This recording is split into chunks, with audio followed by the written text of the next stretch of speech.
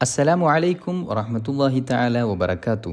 أهلا بكم وسهلا مرحبا لكم إلى قناتنا UGC net Arabic language ക്ലാസ്സുകളിലേക്ക് സ്വാഗതം. 7th ചാപ്റ്ററാണ് നമ്മൾ ഡിസ്കസ് ചെയ്യുന്നത്. അൽ അദബുൽ അറബി അൽ ഹദീസ്.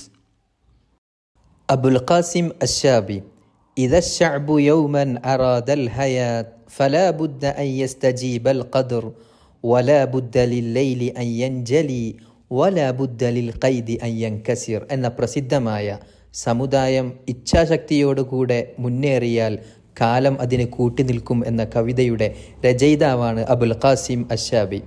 1909 തൂനിസിലെ അശ്ശാബിയ എന്ന പ്രദേശത്താണ് അദ്ദേഹം ജനിക്കുന്നത്. തൻ്റെ 25-ാം വയസ്സിൽ 1934 അദ്ദേഹം വഫാത്താവുന്നുണ്ട്.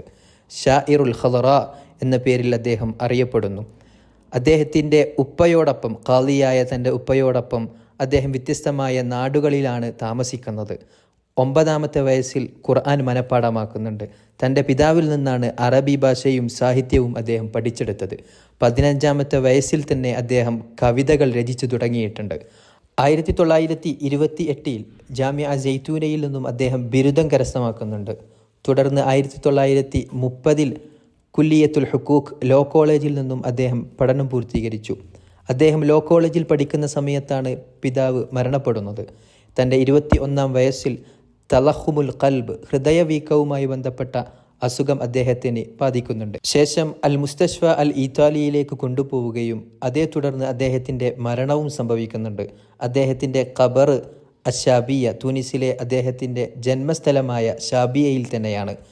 1934 അദ്ദേഹത്തിൻ്റെ കിതാബ് അഗാനിൽ ഹയാത്ത് എന്ന കിതാബ് രചിക്കപ്പെടുന്നത്.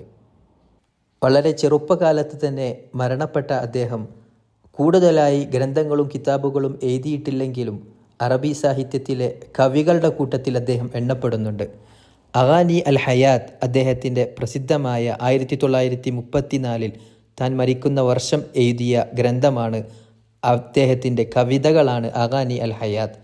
അൽ ഖയാലു ശഅരി ഇൻദൽ അറബ് താൻ നടത്തിയ മുഹാദറകളുടെ ക്രോഡീകരണമാണ് അൽ ഖയാലു ശഅരി ഇൻദൽ അറബ്. 1929 അത് പ്രസിദ്ധീകരിക്കപ്പെടുന്നത്. അദ്ദേഹത്തിൻ്റെ ഖസീദകൾ യാ മൗതു, അൽ ഗസാലു അൽ ഫാത്തിൻ, ജദ്വലുൽ ഹുബ്, സ്വലവാത്തുൻ ഫി ഹൈക്കലിൽ ഹുബ്, അസ്സാഹിറ, തഹ്തൽ ഗുസൂൻ, നശീദുൽ ജബ്ബാർ, ഇറാദത്തുൽ ഹയാത്ത്,